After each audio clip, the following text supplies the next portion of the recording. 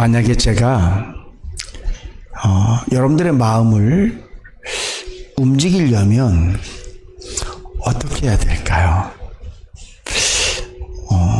어떻게 하면 제가 여러분들의 마음을 움직여서 제가 원하는 대로, 나쁜 의미가 아니라 제가 여러분들에게 요구하는 대로 여러분들이 이렇게 하실 수 있을까요?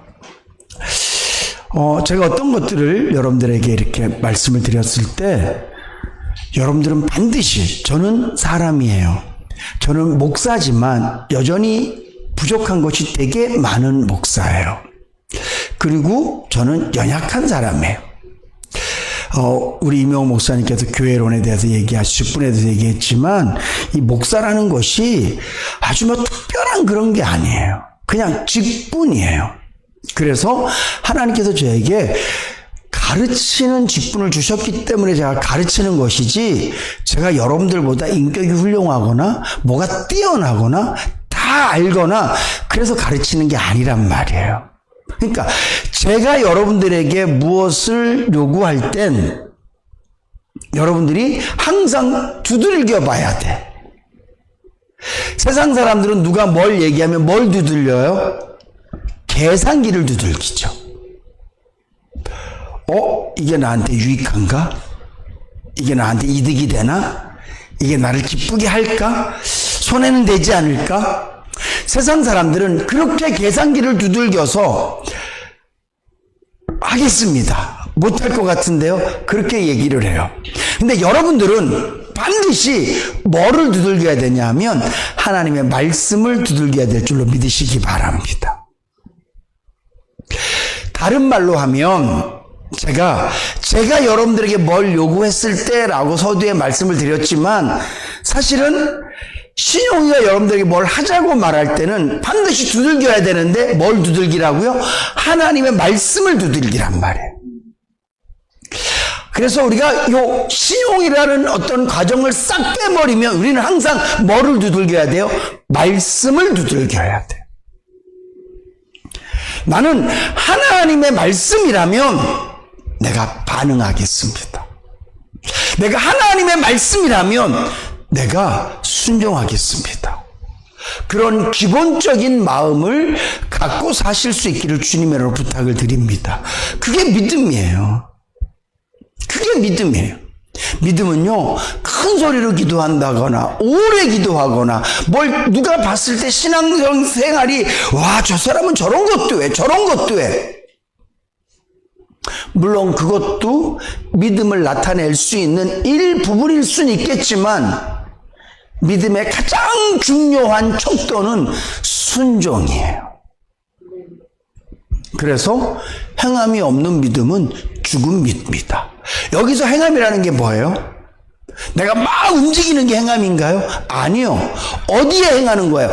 말씀에 반응해서 움직이는 게 행함인데, 말씀에 반응해서 움직이지 않으면 죽은 믿음이라는 거예요. 오늘 여러분들의 믿음을 그렇게 한번 돌아보실 수 있기를 주님으로 부탁을 드립니다. 나는 목사니까 믿음이 좋을 거야. 그렇지 않아요. 나는 어릴 적부터 교회를 다녔으니까 믿음이 좋을 거야. 아니, 어릴 적부터 교회 다닌 거로 믿음을 정하는 게 아니라고요. 내 직분을 갖고 내 믿음이 크고 작고를 말할 수 있는 게 아니라니까. 믿음은 하나님의 말씀에 순종한 만큼이 내 믿음의 크기예요. 저도 그렇고 우리 인해교회 모든 성도님들이 다른 것에는 좀 미그적거리고, 다른 것은 막 계산해보고 두들겨 보더라도 하나님의 말씀 앞에서는 일단 큰 소리로 마음으로 아멘하고, 그리고 하나님 내게 감당할 힘을 달라고 기도하고, 하나님 말씀 앞에서는 우리 모두가 반응하실 수 있기를 주님의 이름으로 축복합니다. 옛날에는요, 교회에서 야유회를 간다거나 레크레이션을 하면 꼭 하는 게임이 있어요. 여러분들도 아마 많이 해보셨을 거예요. 예수께서 가라사대. 그래서 그냥 일어나세요 그러면 반응하면 안 돼요. 근데 주님이 가라사대 일어나세요 그러면 다 일어나는 거야. 주님이 가라사대 박수 치세요 박수 막 쳐. 그러다가 이제 그만 치세요 그럼 대부분 다 그만 쳐요. 다 일어나세요 그러면 막 또 일어나. 예수님이 가라사대 일어나게 또 일어나. 그래서 앉으세요 또 막 앉아. 근데 예수님이 가라사대의 그 말에만, 이 구절에만 반응하도록 하는 게임이 있는데 그거 되게 재밌어요. 오늘 저와 여러분들이 마치 게임에서 예수님이라는 말씀이 들어갈 때 반응하는 것처럼 성도는요, 말씀에 반응해야 돼요. 근데 우리는 너무 내 기질에 맞게끔 반응해. 하나님, 이거는 저랑 잘 안 맞아요. 하나님, 이건 내가 한 번도 해본 적이 없는 거예요. 아니, 제가 남자예요. 아니, 나 이런 사람이라니까요. 물론 하나님께서 저와 여러분들을 잘 아시고 우리가 감당할 수 있는 일들을 맡기시고 감당할 수 있는 일들을 도전하시지만 때로는요, 한 번도 해보지 않은 것들에게 대해서도 도전하실 때가 있단 말이에요. 근데 우리는 자꾸 하나님께서 나에게 마음에 감동을 주시는데 요거는 좀 힘들 것 같아요. 요거는 안 될 것 같아요. 그러면서 주님의 말씀을 내가 걸러서 나한테 잘 맞으면 아멘하고 나한테 안 맞으면 하나님 요거는 제가 못하겠습니다. 우리가 그럴 때가 얼마나 많은지 몰라요. 오늘 본문 말씀은요, 사도행전에서 굉장히 중요한 선교의 방향이 바뀌는 그런 놀라운 순간이에요. 이방 가정에 예수 그리스도의 이름으로 구원을 받고 하나님의 성령이 이방 사람에게 온전히 임하는 첫 번째 사건이고, 이후부터 이제 사도 바울을 통해서 이방 땅에 하나님의 말씀이 전파되어지는 놀라운 역사가 시작되어지는 첫 출발점이거든요. 그 첫 출발점에 하나님께서 베드로를 쓰기를 원하세요. 근데 이 베드로가 유대인이란 말이에요. 그래서 이방 사람하고는 같이 밥을 먹거나 이방 사람 집에 가서 잠을 잔다거나 그런 건 상상도 해본 적이 없는 사람이에요. 나는 오직 유대인들, 나는 예루살렘에서 복음 전하고, 나는 예루살렘에서 우리 유대인들에게 말씀 전하고, 나는 그럴 거야. 그렇게 마음을 먹고 있는데 하루는 하나님께서 베드로에게 한 상을 보여주시는데, 우리가 읽었던 것처럼 그릇이 하나 쫙 내려오는데 보자기에 싸서 네 귀에 끈이 달려서 쫙 내려오는데, 거기에 보면 유대인들이 부정하다고 생각하는 그런 온갖 부정된 것들이, 음식들이 있는 거예요. 하나님께서 먹어라. 베드로가 뭐라고 해서, 하나님, 나 한 번도 이런 거 먹은 적 없습니다. 나 시험하지 마세요, 하나님. 나 시험하지 마세요. 나는요, 율법 지켜요, 하나님.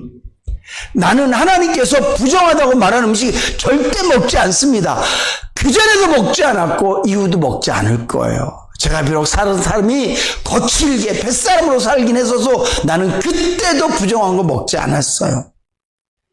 난 지금도 못 먹습니다, 하나님. 하나님께서, 야, 내가 거룩하게 한 거야, 먹어.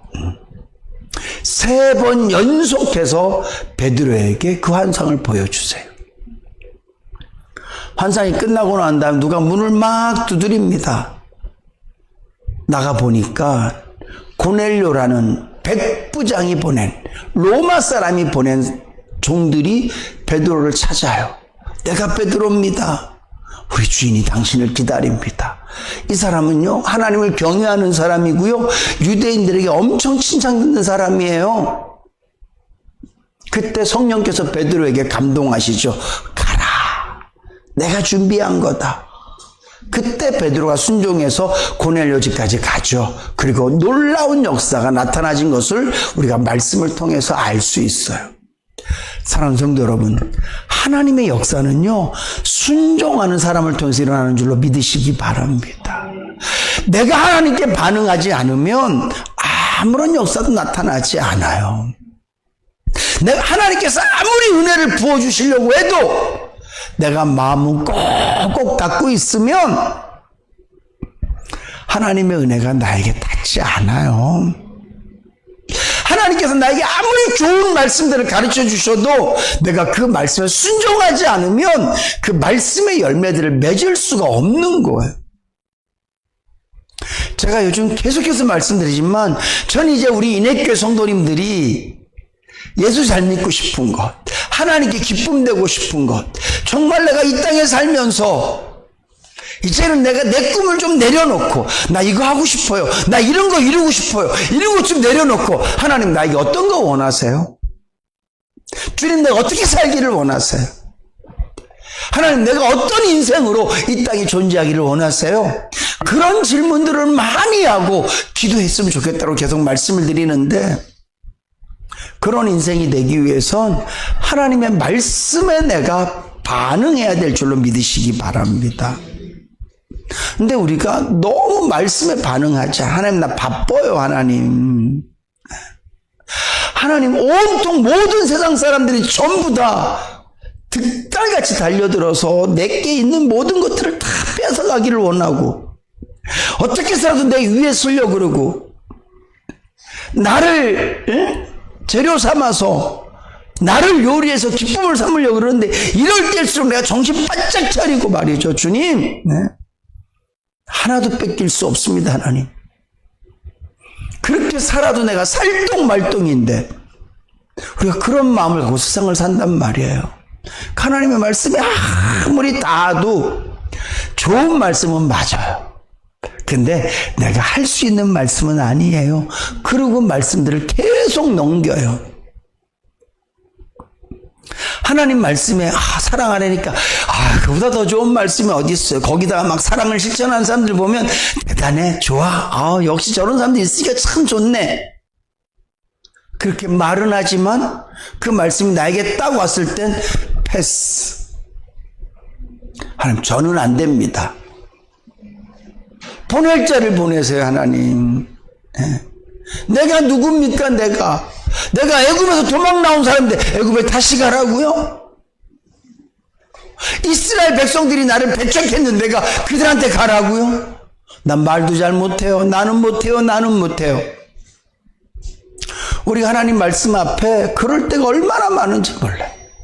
오늘 본문 말씀의 베드로처럼 하나님 나는 못합니다. 나는 할 수 없습니다. 나 한 번도 그런 적이 없다니까요. 우리가 그러면서 말씀을 계속 넘겨요. 성경을 읽다가도 이거는 나한테 주시는 말씀 아닐 거야. 어디 가면 다 밑줄 쳐 있어요. 나가도 복을 받고 들어가도 복을 받고, 네 기름에 기름이 떨어지지 않고 밀가루 통에 밀가루. 아멘.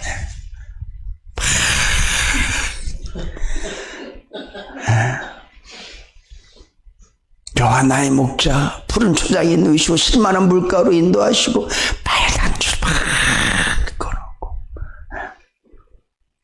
내게 능치 못한 일이 없으리라. 그게 무슨 뜻인지도 모르고 말이죠. 다 되는, 저는 목사님들도 그런 설교하시는 분들 진짜 많이 봤어요. 여러분 내게 능치 못할 일 없습니다. 마음대로 다 마음에 품으세요. 다 됩니다. 능치 못한 일이 뭔지 아시죠? 여러분들은 내가 하도 설교를 해서 그 말은 기뻐도 괜찮고 슬퍼도 괜찮고 배고파도 괜찮고 힘들어도 괜찮고 아파도 괜찮고 건강해도 괜찮고 그런 뜻이에요. 그게 능치 못할 일이 없다는 게 다 감당할 수 있다는 얘기예요. 내가 어디서 내게 능력 주시는 자 안에서 그 말씀을 갖고 하나님 우리에게 능력 주십니다. 기도하십시오. 다 응답됩니다. 그게 그런 뜻이 아니잖아요. 어떤 능력 주시는 거예요? 그분이 하나님은 우리에게요 그 어떤 것도 감당할 수 있는 능력을 주신 분인 줄로 믿으시기 바랍니다. 그게 그런 내용이에요. 근데 막 능력 주시는 자 안에서 맞습니다. 천지를 창조하신 하나님의 그 능력 안에 있으면 우리가 못할 게 뭐가 있습니까? 안 될 게 뭐가 있습니까? 그런 말씀에 막 줄 거놓고 또 옆에 또 막 써놔. 내가 이렇게 기도하면 능력이 될 거야, 될 거야, 될 거야. 아멘. 원수를 사랑하라는 거기에 줄쳐있는 한 번은 못 봤어요. 그냥 겉옷을 달라면 속옷도 줘라. 이런 건 왜 쓰이는 거예요, 성경에? 오른뺨을 때리면 왼뺨을 들고, 주여, 이건 예수님이나 하실 수 있는 거지. 이건 내가 어떻게 해요? 여러분, 우리 모두는 하나님의 능력을 기대해요. 하나님의 능력이 뭐예요? 막 하늘에서 막 만나가 떨어져 몇 초에 올라오고 그런 건가요? 아니요. 제가 예수님의 마음을 품으니까 내게 돈이 생기는 게 아니라 사랑이 생기더라고요. 예수님의 마음을 생기니까 내가 막 더 건강해지고 막 그냥 와 오늘도 기분 좋다 상쾌하다 그런 게 아니라 감사할 마음이 생기고 낮아질 마음이 생기고 겸손한 마음이 생기고 그렇게 못하면 예수님의 마음을 품으니까 그렇게 못하면 어쩜 그렇게 부끄러운지 너무 부끄럽고 한없이 부끄럽고 또 그러지 말아야지 그런 다짐들이 막 생기고 그러니까 우리가 하나님의 말씀에 딱 순종했을 때 우리의 삶 가운데 그런 역사들이 나타나는데 그게 뭐예요? 기적인 거예요. 그게 기적인 거예요. 돌덩이 같은 내 마음에서 사랑의 향기가 난다는 게 그거 기적이지 않아요? 처음부터 꽃이었어. 얘는 태어날 때도 장미야. 여기서 향기 나는 건 아무런 기적도 아니야. 당연히 향기가 나야지. 근데 돌덩이 같은 나에게서 향기가 나고 돌덩이 같은 나에게서 생명이 생기고 그거 기적이잖아요. 근데 이 기적은 말씀에 순종할 때 가능한 거예요. 어쩌면 베드로는요 이 말씀이 있기 전까지 내가 무슨 이방인에게 복음을 전 나는 절대 안 갑니다. 하나님. 저는 이방 사람 집 근처도 안 갈 거예요. 그래서 갈라디아 성가에 거기 보면 바울이 베드로를 꾸중하잖아요. 베드로가 이방인들하고 같이 이렇게 막 밥 먹다가 유대인들은 쓱 일어나서 먼저 갔어요. 왜냐하면 유대인들은 이방인들하고 그렇게 식사 같이 안 하거든요. 그래서 예수님을 빌라도에게 고발할 때도 그들이 유월절이라서 안 들어가고 있단 말이에요. 베드로는 아마도 하나님 저는 하나님께서 말씀하신 그 구약의 모든 계명들을 지켜가면서 내가 하나님께서 원하시는 그런 구약적인 그런 삶 지켜가면서 내가 복음을 전할 거예요. 그렇게 그 마음이 딱 정해져 있었을 거예요. 아마 하나님께서 이렇게 미리 말씀하지 않으신 상태에서 고넬료가 보낸 사람들이 왔으면 가세요. 저는 여러분들을 위한 그릇이 아닙니다. 저는요 예루살렘에 가서 할 거고 그리고 흩어져 있는 유대인들을 위해서 제가 있는 거지 저는 이방 사람들을 위해서 제가 복음 전하지 않아요. 절로 가요. 옆에 오지 마세요. 부정. 옆에 오지 마세요. 저는 거룩한 유대인입니다. 저는 선택받은 선민이에요. 저는 이방인들하고는 아닙니다. 기다리세요. 그렇게 했을 거예요. 근데 하나님께서 그에게 미리 보여주시고 말씀하시고 또 말씀하시고 또 보여주시고 결국은 그가 그 말씀에 순종해서 그렇게 이방 땅을 향한 하나님의 사랑이 서광이 쫙 비춰지면서 아침이 되고 뜨거운 태양볕이 사도 바울을 통해서 펼쳐진단 말이죠. 그게 기적이에요. 주님은 오늘 저와 여러분들도 그렇게 쓰기를 원하신 줄로 믿으시기 바랍니다. 때로는 내가 정말 잘하는 거 제가 이번에 가서 예배 드리면서 우리 손을래 집사님한테 손을래 집사님 우리 인해교회 입이에요 제가 이렇게 말씀드렸어요.